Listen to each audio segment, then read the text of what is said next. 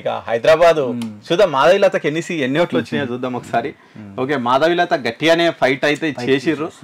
ఇక్కడ చూడండి నాకు 6 లక్షల పైన వస్తే మీకు 3 లక్షలు గ్రేట్. అంటే ఓల్డ్ సిటీలో 3 లక్షల పైచలకు హిందూ అంటే బీజేపీకి రావడం అనేది మొత్తానికి అయితే ఓవైసీకి 1 అయితే పుట్టించారు. ఓవైసీ గుడికి పోవాల్సి వచ్చింది. ఓవైసీ ఓంకారం శివనామం జపించింది, శివ మంత్రాలు చెప్పటం, గుడికి వెళ్ళి పూజలు చేయించుకోవడం, అయ్యగారితో దండలు వేయించుకోవడం, ఇవన్నీ వల్లనే సాధ్యమైంది. ఇంకొకటి ఓవైసీ ఇప్పటికి నాకు తెలిసి 3సారో కంటిన్యూగా 4సారో 5th టైం ఓవైసీ ఈయననే 5th టైం అనుకో. అయితే ఈ 5th అంటే 25 ఏండ్లు.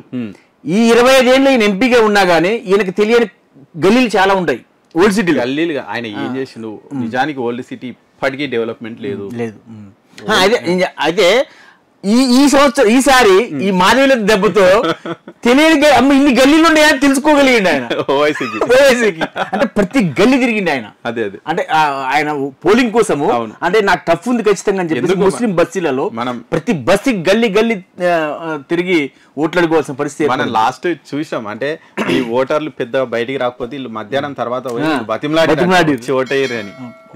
కరెక్ట్, అది కూడా చూసినాం. వాళ్ళే వెళ్ళి బతిలాడటం. అసలు ముస్లింస్ ఇల్లు అంటే మొత్తం ప్యాక్ అయి ఉంటాయి, డోర్ కొట్టడం, వేరే వాళ్ళైతే అవసరం కొట్టిగా ధైర్యం కూడా చేయం మనం. అవును, ఇక వాళ్ళు కాబట్టి ఖచ్చితంగా కొట్టి ప్లీజ్ ఆవమ్మా ఓర్దాలకే జావ బోల్కే వాయిస్ అనే వరకు మీకు కూడా వస్తుంది.